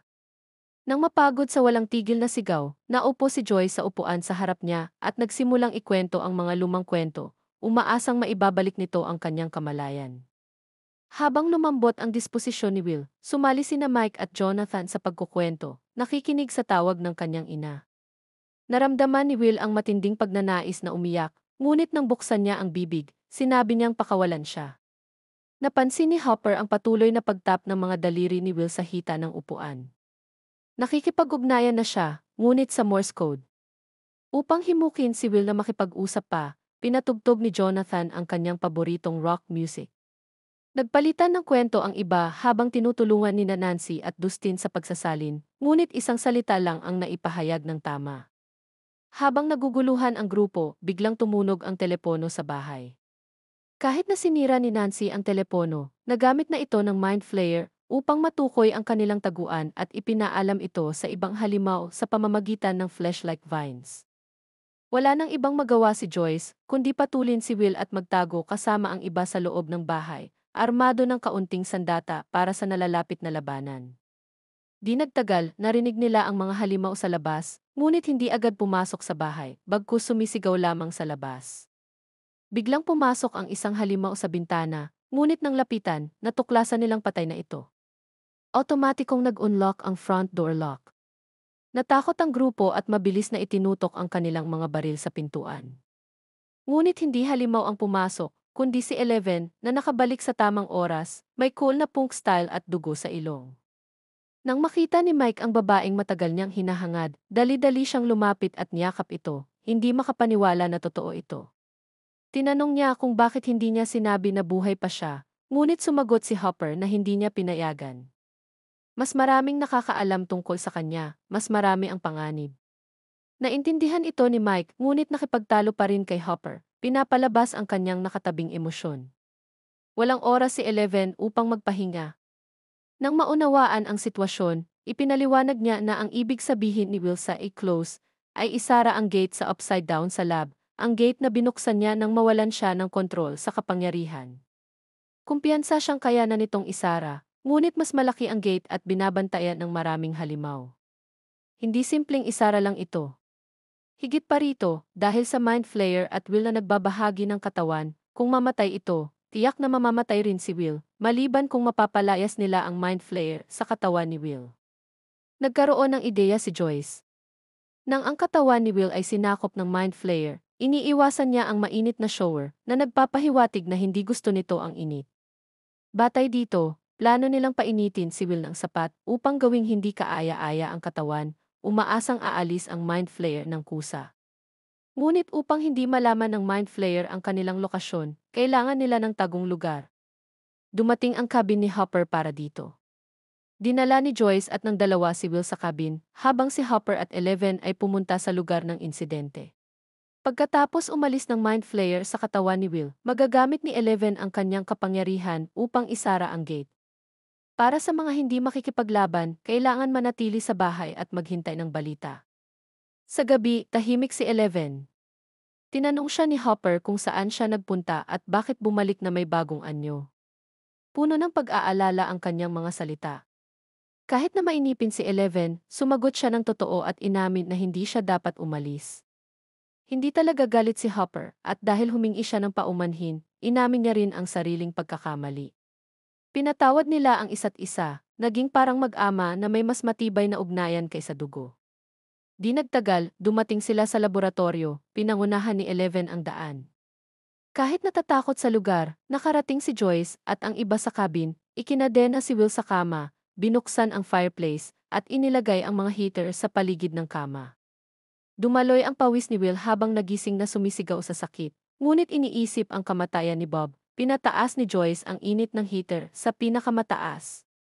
Samantala, nagtanong si Billy sa paligid at nalaman ang pakikipag-ugnayan ng kanyang stepsister na si Max kay Mike at sa iba. Dumating siya sa bahay ni Mike, umaasang makita si Max roon, ngunit walang pakialam ang mga magulang ni Mike sa kinaroroonan ng kanilang mga anak, iniisip na naglalaro siya sa bahay ni Joyce. Matapos makuha ang address ni Joyce, dali-dali umalis si Billy. Sa bahay, iniingatan ni Dustin ang katawan ng halimaw sa refrigerator. Naglilinis sina Steve, Max at Lucas, habang si Mike ay naglalakad-lakad, labis na nag-aalala kay Eleven. Inalok ni Dustin na akitin ang halimaw palayo sa lab para madaling makapasok si Eleven sa lugar ng insidente nang hindi nakikipaglaban sa halimaw. May central junction ang vine tunnel at kung sisindihan nila ito, kumalat ito sa lahat ng direksyon. Kapag naramdaman ng mind flayer ang panganib, tatawag ito ng mga halimaw upang umatake. Pagdating ng mga halimaw, makakataka sila sa butas na hinukay ni Hopper noong nakaraan. Ngunit nang handa na ang plano ng batang grupo, hindi sumang-ayon si Steve. Sinabihan siya ni Hopper na alagaan ang lahat at huwag hayaang malagay sa panganib ang mga bata. Biglang narinig nila ang sports car sa labas. Dumating si Billy. Sinikap ni Steve na paalisin siya sa pamamagitan ng pagsabi na wala si Max, ngunit sumilip si Max sa bintana at nahuli ni Billy. Tahasang pumasok siya sa bahay, nakita si Lucas, na madalas makipag-usap sa kanyang kapatid, at agad na pinahirapan siya. Bago pa man magsimula ang away, pumasok si Steve. Hindi nagkakasundo ang dalawa at di nagtagal, nagsimula nang lumipad ang mga kamao. Ngunit napagtagumpayan si Steve ni Billy at hindi makalaban. Nakita na mauwi sa gulo, kinuha ni Max ang hiringgilya at tinusok ang liig ni Billy. Hindi agad nahulog si Billy, ngunit bumagsak sa sahig na natatawa. Ngayon, matapang si Max para sa kanyang mga kaibigan, tinakot siya gamit ang nail-studded bat, sinabing hindi na siya pwedeng mangbuli sa kanyang mga kaibigan. Sa kanya sinipa ang bat sa kanyang ari, tinakot si Billy na sumang-ayon. Matapos harapin si Billy, mabilis na umalis ang lahat dala ang maraming gasolina. Si Steve, pinagsusuntok, halos hindi malay, isinama sa mabilis na takbo patungo sa pumpkin field. Natagpuan ng 5 ang yungib, nagsuot ng goggles, at naghanda ng gasolina at flashlight, patungo sa junction batay sa mapa. Walang seguridad at tahimik ang vines. Nang makita ito, binuhusan nila ng gasolina ang lugar, pati si Lucas na gumagamit ng spray para pantay ang pagkalat sa loob ng cabin. Lumalala ang sakit ni Will habang tinitigasan ang katawan sa lugar. Inisip ni Jonathan na maluluto ng buhay ang kanyang kapatid at sinubukang kumbinsihin ang kanyang ina na itigil ang pagpainit. Kahit na masakit sa kanya, hindi tumigil si Joyce. Di nagtagal, lumitaw ang madilim na marka sa katawan ni Will. Hindi na matiis, pinilit ng mind flayer na basagin ang mga tali na nakakadena sa mga kamay at paa ni Will. Dali-dali na pinigilan ni Joyce ngunit nasakal. Sobrang lakas ng kamay nito para mabuksan. Pagpasok sa lab, pinili ni na Hopper at Eleven na dumaan sa hagdan papunta sa lugar ng insidente sa halip na elevator. Sa daan, nakasalubong nila ang sugatang si Sam. Binigyan nila ng first aid at iniwan siya ng baril para sa proteksyon bago magpatuloy sa underground. May mga halimaw pa ring nagbabantay, kaya tila may mabangis na laban na darating. Sa sandaling iyon, natapos na ng batang grupo ang pagbuhos ng gasolina. Itinapon ni Steve ang lighter at kumalat ang apoy sa buong lugar. Saka tumakbo sila kasama ang mga bata patungo sa exit.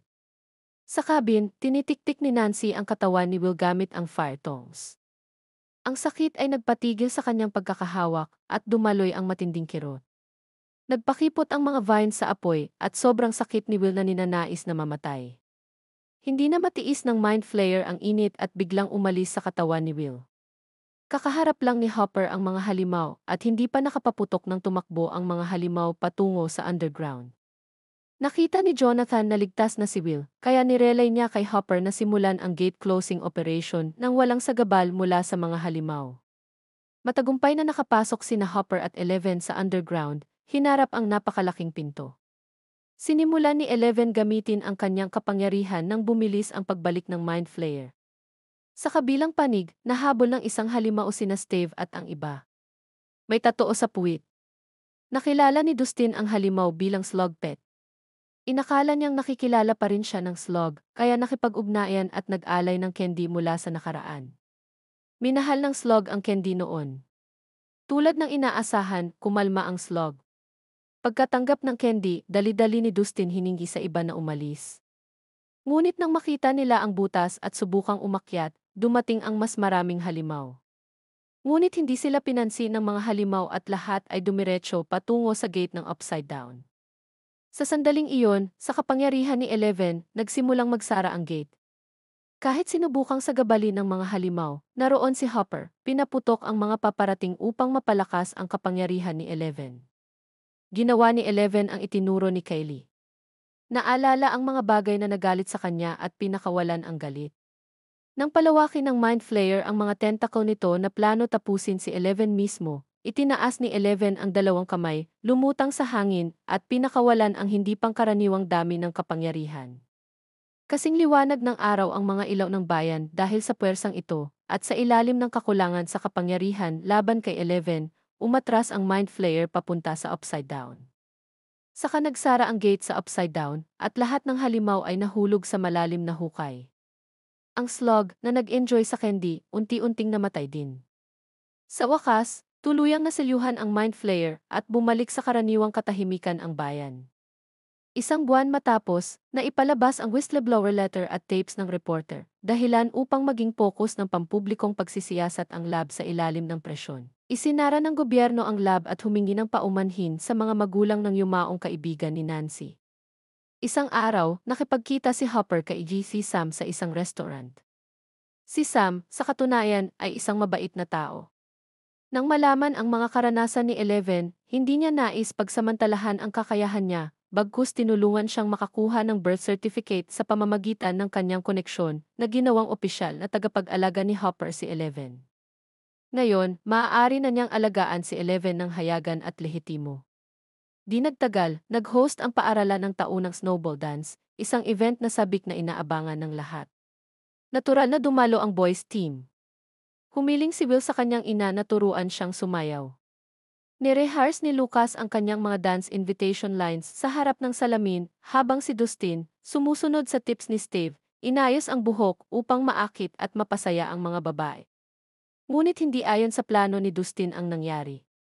Napareha si Lucas kay Max at inimbitahan si Will ng isang babae. Si Dustin, gayunpaman, naiwan mag-isa, at ang kanyang mga pagtatangka na anyayahan ang isang babae na sumayaw ay tinanggihan. Nang makita si Dustin mag-isa, nilapitan siya ni Nancy at inalok na maging kanyang dance partner, kaya naging sulit ang kanyang gabi. Samantala, sinamahan ni Mike ang kanyang dream girl, si Eleven, na nakasuot ng stylish na mahabang damit, maayos ang buhok, at naka-makeup.